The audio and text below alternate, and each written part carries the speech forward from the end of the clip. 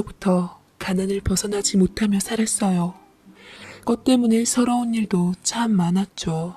서울 달동네에 살고 있어서 꼭대기까지 부랴부랴 올라가야 겨우 우리 낡은 전셋집이 나왔고 단칸방에서 6식구가 바글바글 모여 살았습니다. 저는 4남매 중 둘째였는데 우리 큰언니 밑에 남동생 2명 이렇게 짝을 이뤄 돈독한 오해를 보이기도 했어요. 지금도 만나면 가끔 얘기해요. 우리가 만약 돈 많은 부모 밑에서 태어났으면 정말로 유산 싸움 때문에 다 갈라서서 왼수 보듯 하면서 살았을 거라고. 가난한 게 좋은 장점은 바라지 않는 거다라고 지금은 곧잘 사는 형제들끼리 모여 이런 얘기들을 하곤 합니다. 언니와 동생들은 그래도 일찍 살림이 폈는데 저는 좀 늦게 살림이 펴긴 했어요.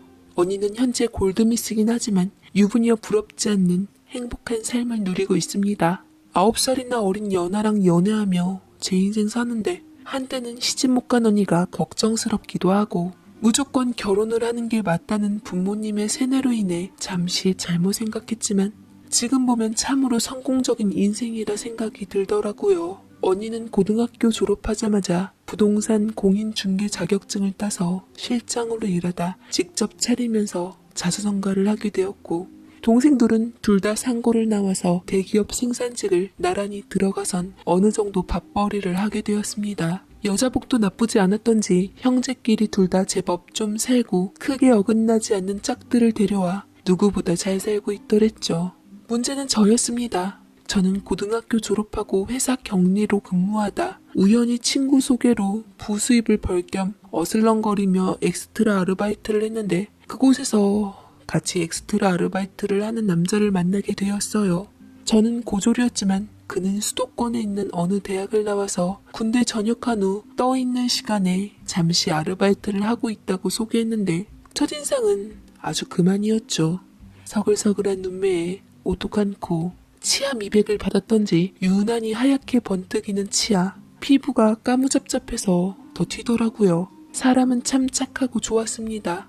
특히나 저를 이상스럽게 많이 챙겨주더라고요. 이거 빵이랑 우유인데 너가 좋아하는 소보루빵 하나 더 갖고 왔어. 간식 주는 형이 나 아는 스텝인데 수량 좀 더 남았으니까 모자라면 더 주겠다고 하더라고. 너 흰우유 좋아하지? 나도 딸기나 초코보단 흰우유가 좋더라.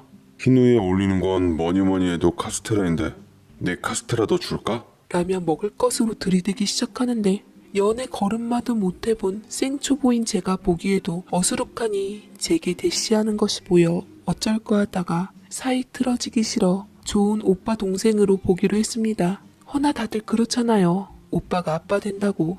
네, 어쩌다가 자주 보게 되고 연락처도 교환하게 되고 이거저거 부탁받게 되면서 또 고맙다며 밥 사주고 이러다 정들어서 정신 차려보니 연애 6년하고 배불러서 결혼하게 되었습니다. 연애 6년 동안 가끔 남편의 부모님을 지나가듯 보긴 했지만 그때마다 스쳐 지나가듯 봐서 제대로 인사드릴 기회가 없었어요. 남자친구의 부모님이니 한번 소개해달라 했지만 그때마다 남편은 어떤 구실로 자꾸만 피하려고 하더라고요. 아닐세라.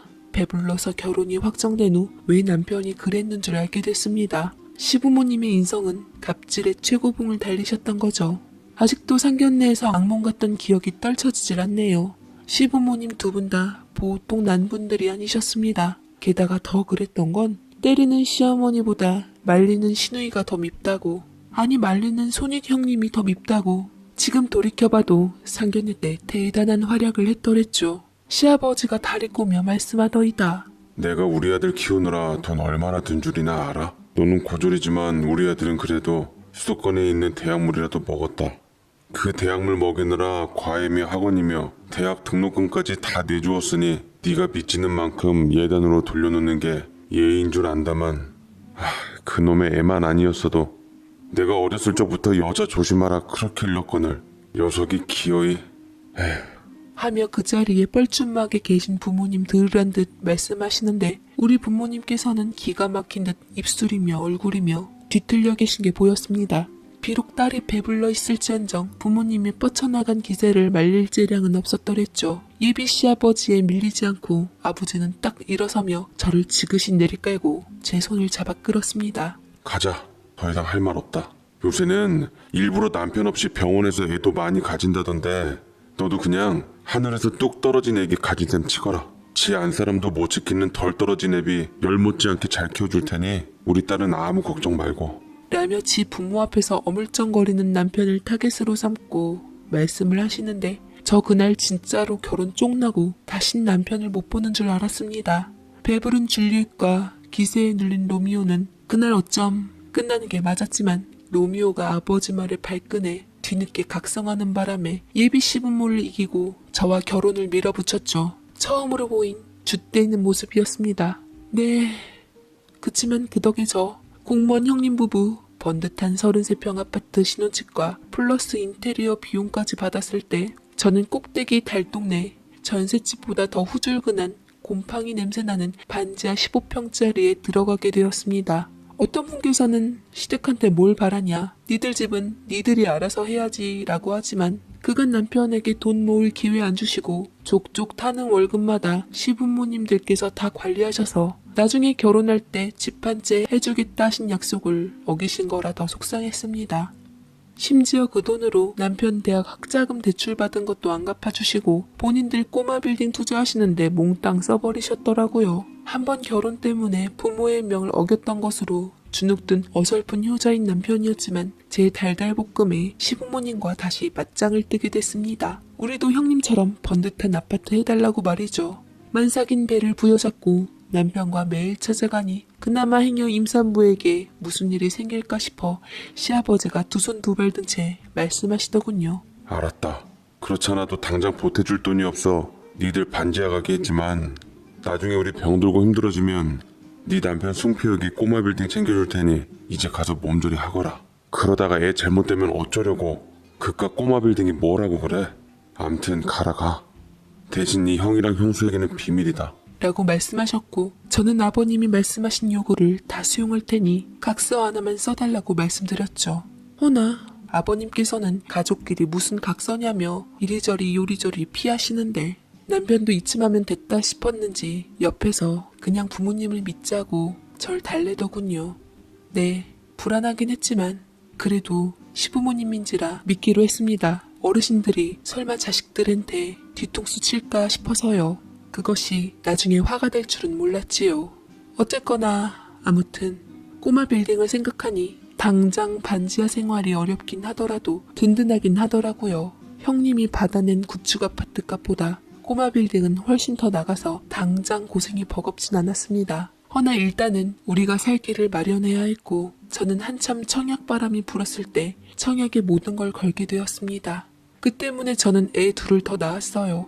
애 낳으면 청약에 가산점이 붙는다고 해서 열심히 자격되는데 땅값 오를 만한 곳을 언니한테 귀뜸 들으며 열심히 넣었습니다. 청약은 우리에게 로또나 마찬가지였어요. 저는 누구나 가고 싶고 우리 아이들 학군 좋은데 거기다 역세권, 학세권 이렇게 찾다 보니 청약 경쟁률이 높아져 번번이 잘 안 되더라고요. 저희 점수는 택도 없었고 그 이후로 몇 년이 더 지났습니다. 저는 떡두꺼비 같은 아들 셋을 낳았는데 여전히 그 좁은 반지하에서 살고 있었죠. 그 무엇이냐, 아카데미 영화상 탄 우리나라 기생충 영화 있잖아요. 딱 그 짝이었죠. 근처에는 형님이 당시 국민평수인 구축 33평 아파트에서 살고 있었는데 그 집은 외동딸 하나였습니다. 시부모님들은 아들을 셋이나 낳아준 제게 절해줘도 모자랄 판국인데 우리 시어머니는 아들만 둘이라서 그런지 요새 딸이 대세라고 딸딸 외치시더라고요. 어른들이 조금만 생각이 있더라도 애들 성별 따지는 것은 무의미하고 그저 건강한 애기 낳으며 요새 같은 저출산에 손주 셋이나 안겨드린 것은 칭찬받아 마땅할 일이라 생각했습니다. 물론 저도 처음엔 청약 욕심 부려서 가진 아들들이긴 했지만 지금은 누구 하나 안 낳았다고 생각하면 가슴 아플 정도로 소중한 제 아들들이거든요. 하지만 시아버지께서는 좋게 말씀 안 나가시더라고요. 둘 다 안정적인 직장이 있는 것도 아니고 무슨 놈의 애를 무식하게 셋이나 놓냐. 그 청약한다고 욕심내다 애를 셋이나 놓고 우리 아들 등골 빠지게 생겼네. 당장 애들 어린이집에 보내놓고 일터에 나가서 한 푼이라도 벌어라. 그 청약 바라보다 애들 밥 굶기겠다. 라고서 고졸 출신 어미인 제 밑에서 태어났다며 아이들에게 기만 세고 미래가 깜깜하다고 한 반면 공무원 형님네 딸내미에게는 머리가 총명하다느니 똘똘하다느니 그래서 미래가 기대된다느니 조그만 애들 갖고 편가르기를 하며 분란의 불씨를 키우시더라고요. 딱 시부모님의 수준이었죠. 형님네는 저보다 결혼을 일찍 하셨지만 사이에 낳은 외동딸은 저희 둘째와 나이가 같았습니다. 교육열정에 불타오른 형님은 외동딸 공부에 사활을 걸었는데 안정적인 공무원 월급인데다 대출 없다는 걸로 3살부터 그 비싸다는 놀이학교, 5살에는 영어 유치원 입학해서 내년 학교 들어갈 때는 사립초를 들어간다며 설레발을 치는데 솔직히 놀이학교며 영어 유치원 사립학교까지 보통 최소 100은 어림잡아 들어갈 텐데 공무원에 참 사치라 생각이 들었어요. 자기에게 영어 잘하는 것 같고 우리 애들을 그토록 무시하는 형님의 인성이란 혀를 내두르게 했습니다. 예슬아, 오늘 날씨 어떠니? How's the weather today? 오, it's rainy day very good. 우리 예슬이. 아니 소피, 너무 잘한다. 애 이름을 왜 소피라고 지었는지 모르겠더라고요. 소피 하면 시골에선 보통 오줌이라고 불리잖아요. 근데 오줌을 왜 사람 이름에다 붙여넣는데요? 저도 기죽기 싫어서 제 아이들 영어 이름은 그럴듯한 걸로 하나씩 지어주기로 했어요. 첫째 이름은 브래드, 둘째 이름은 제임스, 셋째 이름은 피터. 너희들도 영어 이름 누가 물으면 이렇게 당당하게 대답해. 알았지? 라고 어디서 주워 들은 미국 영화에서 들은 이름들을 애들에게 하나씩 붙여주었습니다. 큰애는 집 근처 공립학교 보내고 둘째는 학교에 딸린 병설 유치원 보낸다고 형님은 저더러 혀를 차더라고요. 아니 동서, 무슨 애를 병설 유치원을 보냈어? 아무리 동서 공짜 좋아하지만 애도 공짜로 교육시키고 싶어? 돈 너무 아낀다. 병설 유치원은 그냥 놀다만 오는 거 아니야? 일반 사립 유치원이라도 보내지. 3살 버린 80까지 간다고 나중에 애 교육은 포기하려고 해? 애들까지도 창창에 자라나는 애들 인생 후지게 만들려고? 예, 걔한테 뭐 말하지 말아라. 뭐 걔가 교육의 기억자라고 알겠니? 다 지 수준에 맞게 교육시키는 거지. 원래 아는 만큼 보인다고 애들도 그 부모 밑에서 그대로 자라는 법이다. 아휴, 우리 손주들만 불쌍하지 뭐. 라고 말을 해서 기가 막히더라고요. 물론 제 형편이 안 돼서 영어 유치원을 못 보내는 건 맞지만 그래도 저 우리 애들 일반 사립 유치원 보낼 능력 없을까 봐서요. 그치만 이거저거 다 조사해서 공교육을 믿기 때문에 우리 애들 병설 유치원으로 보내는데 마치 제가 애들에게 교육비 쓰는 거 아까워해서 상대적으로 비용이 저렴한 병설 유치원에 보냈다고 생각하시는 무지함에 정말 화가 날 정도였습니다.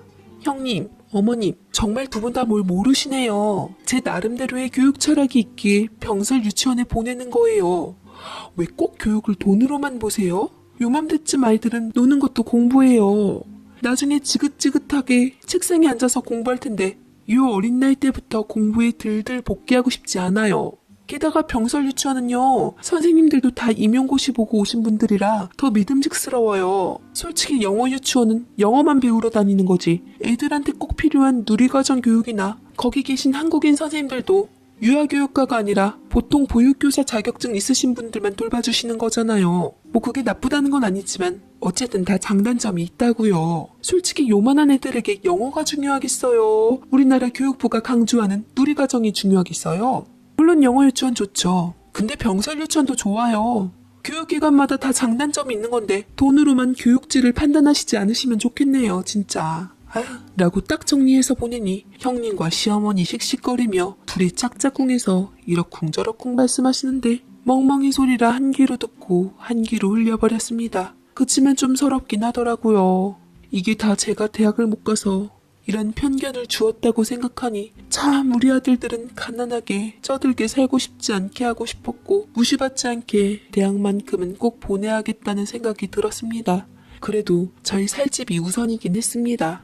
벌써부터 애들이 너네 어디 아파트 살아? 이렇게 물어본다던데 애들이 크기 전에 열심히 청약되기 위해 노력하고 조금 눈을 낮춰서 서울에서 떨어진 곳도 무조건 넣어보기로 했습니다. 하지만 결과는 좋질 않았고 저는 한숨을 쉬게 되었죠.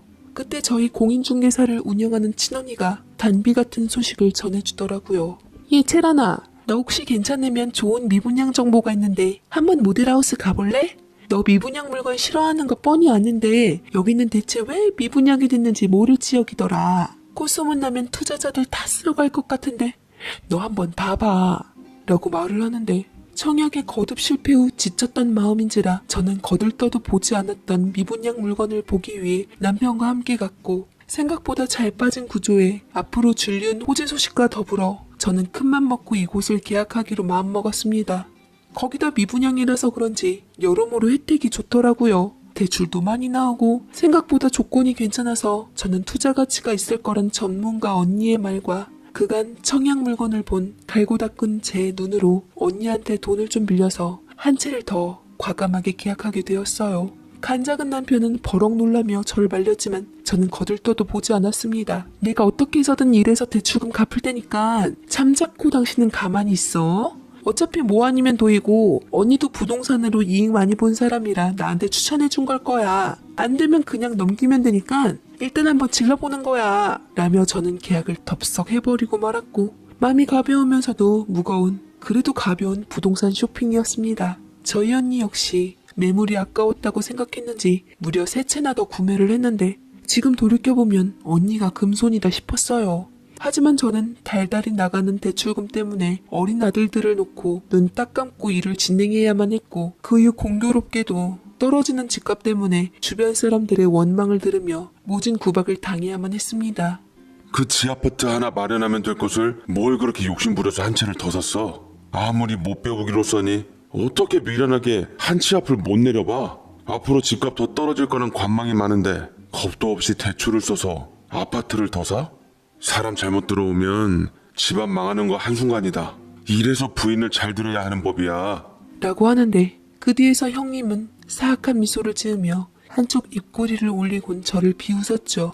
그땐 저도 후회 막심하긴 했어요. 애 셋을 돌보며 가정일만 했던 내가 집값 대출금 때문에 일을 나가고 가정에 자연스럽게 소홀해지고 애들은 학원에 돌려막기 하고, 그것도 안 되는 막내는 매번 어린이집에서 늦게까지 선생님들 눈치 보며 있어야 하고, 가슴이 턱턱 막히며 제 그릇된 선택에 후회하곤 다시 집을 내놓았지만 이것도 몇 번이나 언니가 말렸습니다. 그나마 몰래 내놓은 거 팔리지도 않았어요. 오히려 마이너스 P로 거래가 돼서 절 더 속상하게 했죠. 그때 생각하면 사는 게 아니었어요. 그나마 잠든 아이들 보고 힘내라는 엄마 편인 아이들 보고 저는 간신히 살아서 하루하루 버텼습니다. 허나 몇 년 후 제가 드디어 제 집 마련으로 반지하 방에서 탈출하고 새 아파트로 들어갔을 때 그 기쁨은 잊을 수가 없었어요. 전세가 완전히 역전이 되었죠. 비록 제가 욕심을 부려서 2채 계약을 한 게 저를 몇 년간 힘들게 하긴 했지만 최후엔 화가 복이 되었습니다. 우리 애들 때문에 전 44평으로 당시 계약을 했고 아이들도 저마다의 방을 갖게 되었죠. 제가 분양한 곳은 신도시라서 좋은 호재들이 쏟아져 나왔습니다. 덕분에 집값은 분양가의 3배가 올랐고 저는 기존에 분양받은 집을 전세로 돌려 간신히 위기에서 모면하게 되었습니다. 반지하 살던 우리 집이 한마디로 로또를 맞은 거였죠. 집을 팔려고 한 절 끝까지 말려준 언니에게 가장 고맙더라고요. 이사를 하고 집들이를 하자마자 절 못되고 욕심 많은 여자라고 욕하시던 시부모님과 공무원 형님도 얼굴색이 확 달라지셨습니다. 어머니께서 사주신 형님네 구축 아파트는 저희가 입주한 새 아파트에 비해 연식이 30년 가까이 되어 있었고 어머니께서도 제법 낡은 아파트에 사시고 계셨거든요. 신축 아파트를 보시고는 배가 아프셨던지 평수에 비해 공간이 좁다면서 동과 동이 가까워서 사생활 보호가 안 된다느니 이런저런 단점을 지적했지만 신축의 필수인 지하주차장 연결된 것과 탁 트인 주방 구조, 탁월한 수납 공간 앞에서 무너지며 부러움으로 전환시켰습니다. 그래서 이 아파트가 대체 얼마라는 거냐? 세상에. 너 그럼 전세 준 거는 전세금으로 집값을 다 막은 거냐? 네. 제가 투자한 원금보다 전세금이 더 높아서 나머지로 저희 대출금으로 일부 해결했어요. 이제 곧 저희 집 앞에 지하철 뚫리고 멀티플렉스 쇼핑센터, 아울렛 같은 거 들어오면 내놓을까 해요. 그걸로 첫째, 둘째 사립초로 옮기고 우리 막내는 그 대단한 영어 유치원 한번 보내줘 보려고요. 저도 궁금했거든요. 좀 몇 년간 고생을 하긴 했지만 전 만족해요. 다 저희 언니 덕분이죠. 라고 말하자 시댁 식구들은 아파트 값에 놀라며 잠시 패닉 상태에 빠졌고 제가 주방에서 어깨 빳빳하게 힘주고 과일 깎고 있는 사이 절 시샘하던 그들은 많은 생각들과 계산들을 한 모양입니다. 과일을 깎아내오니 하나같이 표정들이 복잡 미묘해 보였고 저는 굳이 언급하지 않아도 그들의 뻔한 속내쯤은 눈치챌 수 있었습니다. 여전히 눈치 없는 남편은 속없이 헤헤거리며 반지하에서 여태 얼마나 힘들게 살았는지 무용담처럼 얘기했고 부동산 하는 처형덕을 이토록 볼 줄 몰랐다며 다 마누라 복이라며 저를 한껏 치켜 세워주었습니다.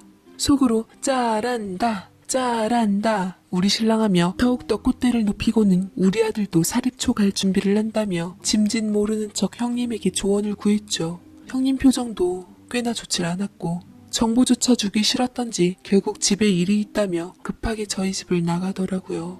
두 집안들은 저희 집이 밑바닥에 있다가 올라오니 배가 아팠던지 저에게 연락이 없었고 명절이나 간간히 남편이 찾아갈 때면 집값 곧 떨어질 거라며 악담을 해대었습니다. 호재라고 해봤자 뭐 얼마나 오르겠냐고 원래 신도시라는 게 소문만 무성하고 호재 얘기로 부풀리며 집값 거품 조만간 꺼질 거라고 보자고 하셨지만 이게 웬걸? 저희 집값은 나날이 신고가를 갱신을 했고 부풀린 호재라던 것들은 현실이 되어 주변에서 하나둘씩 들어오기 시작했습니다. 이 모습에 배가 아팠던지 시부모님은 기업구 구축을 팔고 무주택을 유지해서 신축 분양을 받겠다고 했다가 집을 팔아버리는 바람에 구축 아파트들조차도 엄청난 가격으로 올라버려 이도저도 안 되는 낙동강 오리알 신세가 되어버렸죠. 공무원 형님은 잠시 망설였지만 휘둘리지 않은 채 겨우 자기 집은 지켰고 시부모님의 모습을 보고 가슴을 쓸어내리는 듯 했습니다. 참 정체되어 있던 집값 한 번 오르니 천정부지로 치솟더라고요. 저도 혀를 내둘렀고 저야 올라서 좋긴 했지만 비정상적으로 오른 집값으로 인해 한편으론 나라까지 걱정이 되고 훗날 우리 아들들은 사회 초년생 되어 어떻게 집 마련하나 그런 걱정까지 하게 되었습니다. 참 사람이란 게 좋은 환경 오니까 욕심도 생기고 나라 걱정도 되고 혀를 차게 되더라고요. 발등에 불 떨어진 시아버님은 질투심에 냉랭하다 어느 때와 달리 곱디 고운 목소리로 살갑게 전화가 오셨습니다. 예, 며느라가야.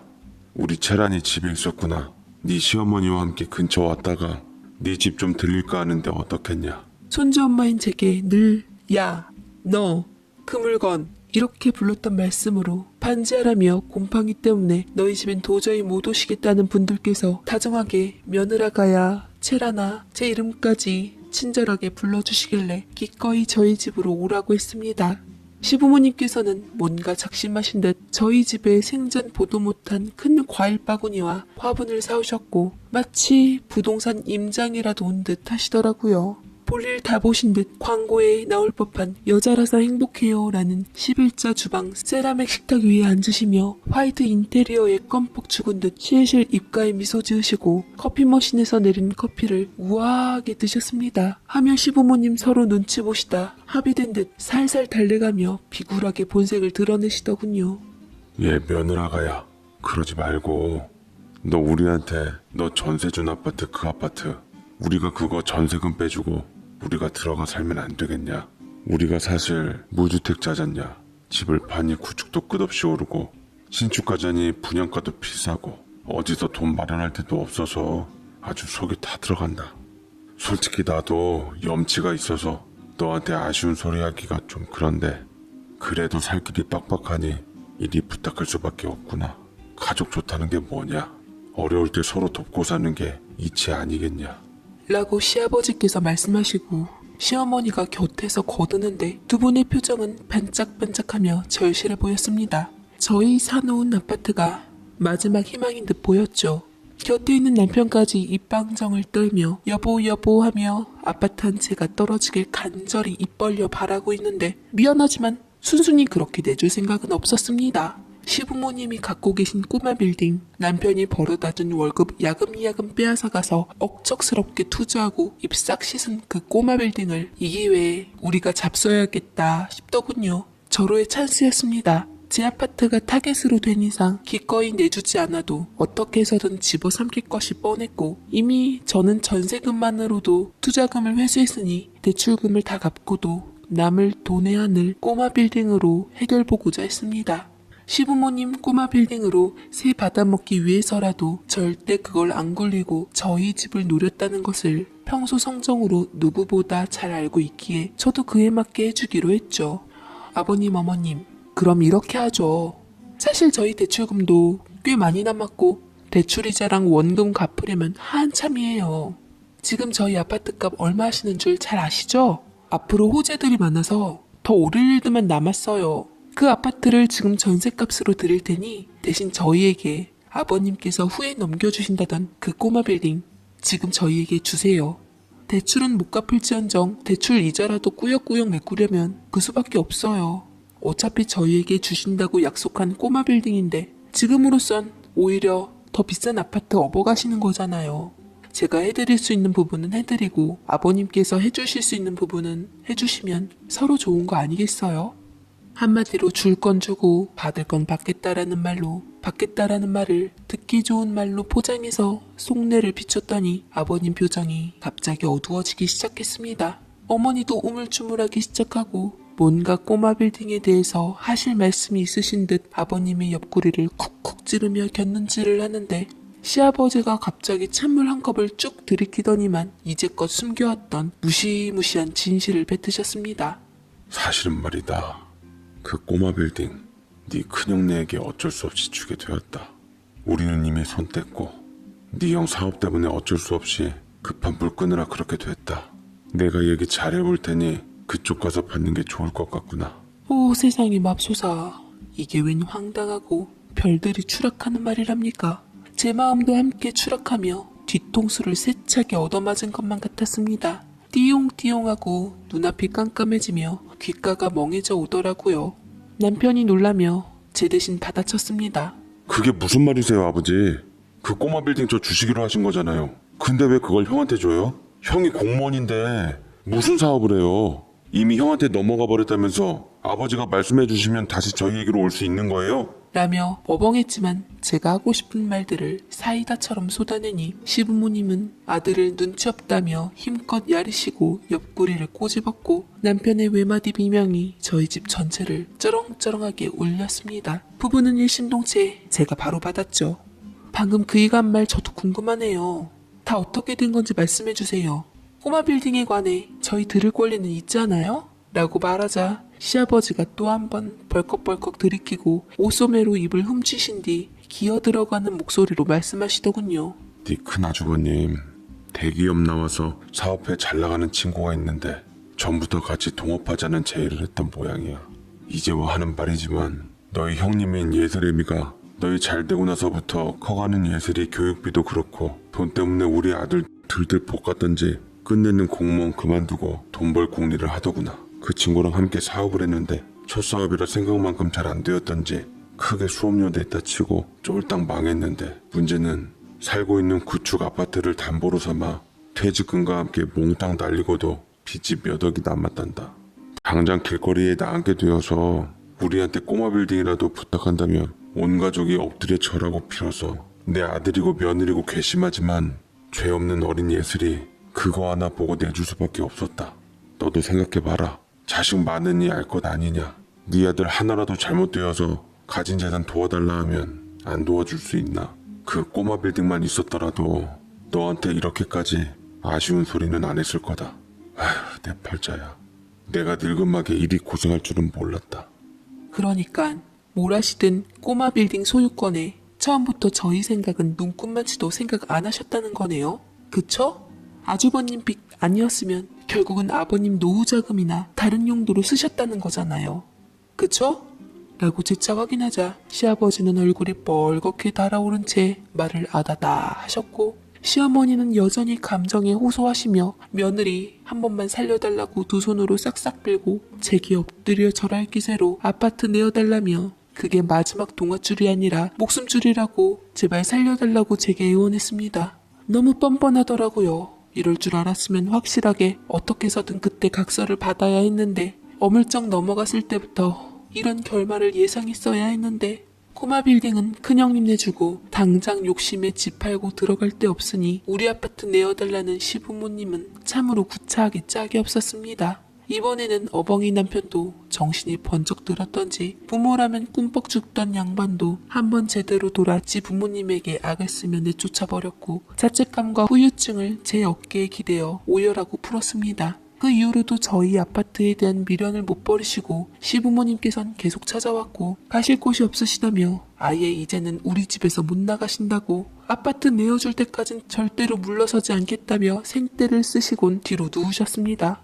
하며 제게 일부러라도 이거 해와라 저거 해와라 끼니 때마다 밥 안 챙겨드리면 난리 어지러진 거 안 치우면 컷도 난리 잠자리 불편하면 컷도 난리 억지로 내쫓을 수도 없고 달래서 안 되니 뻔뻔한 전략으로 밀고 나가고자 저를 부리는데 저도 하루 이틀은 참아주겠지만 연이은 행패에 도저히 안 돼서 이혼 서류를 들이밀었습니다. 기어이 둘째 아들 인생까지 망치실 분들이시네요. 저도 참을 만큼 참았습니다. 이젠 저도 법적으로 할게요. 남편하고 이혼하면 아줌마 아저씨들하고도 남남이니까 마음 편하게 내보낼 수 있겠네요. 미안하지만 아파트 두 채 모두 다 제 단독 명의로 되어 있어요. 아파트 집 살 때 이 사람 돈 한 푼 보탠 적 없고요. 다 우리 친언니한테 빌린 돈이고요. 제가 잠깐이나마 많이 양보해서 아버님께 내어드리려고 했지만 그것조차 받을 자격이 없으신 분들이라는 것을 알았어요. 이제 그만하렵니다. 아버님, 어머님, 남편 모두 제 집에서 좋은 말로 하실 때 나가주세요. 남편은 곧 법원에서 보자고요 라고 말을 하고서 엄보만 둘 게 아니라 진짜로 이혼한다는 생각으로 말했어요. 막상 이혼한다고 생각하니 아쉬움은커녕 신나더라고요. 겁은 더더욱 나질 않았습니다. 우리 언니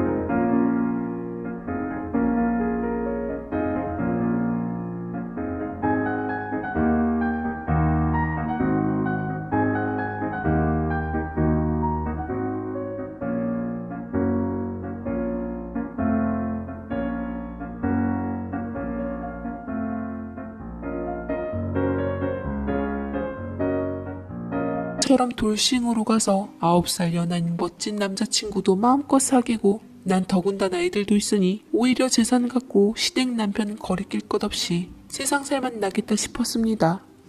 진짜 왜 그래? 그러지 마 여보. 당신 없으면 나 못 살아. 꼬마 빌딩도 잃었고 부모님도 잃었는데 당신이랑 우리 아들들까지 버리면 난 어떻게 살라고. 내가 그래도 당신에게 도움은 못 될 망정 해는 안 끼치고 살았잖아. 나 우리 아들들과 당신 남편하면서 매주하며 살고 싶어.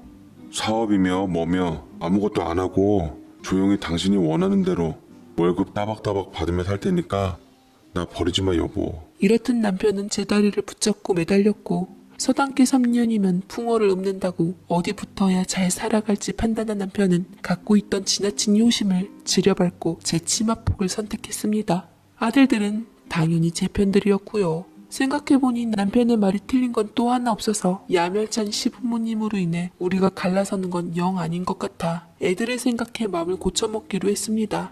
힘을 모아 뻔뻔한 시부모님을 내쫓고서야 남편은 겨우 이혼의 위기에서 벗어날 수 있었죠. 쫓겨난 시부모님들께서는 큰아들 내외한테 갈 수밖에 없었고 결국 도덕적인 책임에서 벗어나지 못한 형님네 내외는 울며 겨자 먹기로 시부모님들과 함께 살게 되었습니다. 늘 조근조근 공무원의 품위를 생명처럼 여기던 형님은 얼척없이 당당한 시부모님으로 인해 스트레스를 많이 받았던지 확 날 잡아 내질러 버렸고 그간 꾹 눌러 참고 있던 형님의 성미는 걷잡을 수 없이 번져 형님네 부부도 이혼 위기에 다다르게 되었습니다.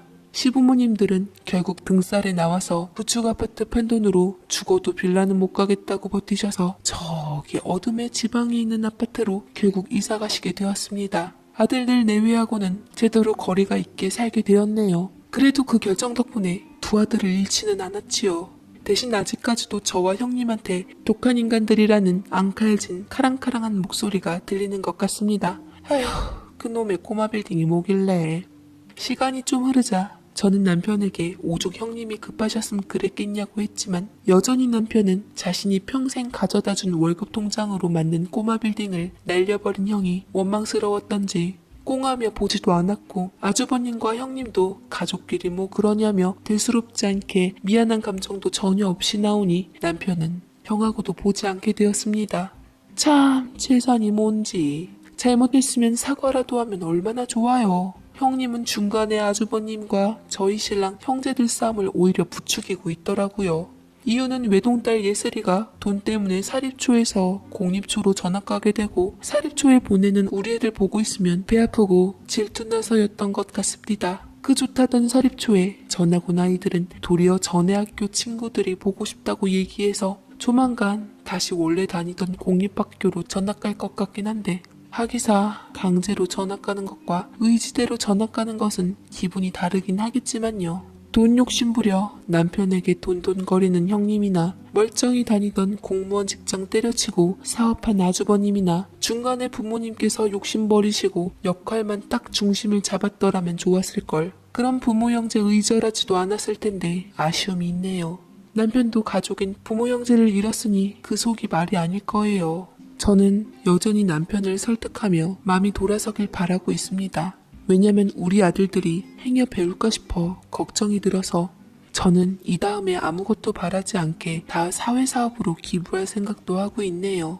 돈이란 게 잘 쓰면 행복이지만 잘못하면 모든 걸 잃고 인생을 나락으로 떨어뜨린다는 거 누구나 알고 있지만 쉬쉬하는 뼈저리고 불편한 진실을 온몸으로 깨닫게 되었습니다. 시간이 흐른 후에는 모든 것이 제자리를 찾았으면 하는 바람이네요. 제 사연 읽어주셔서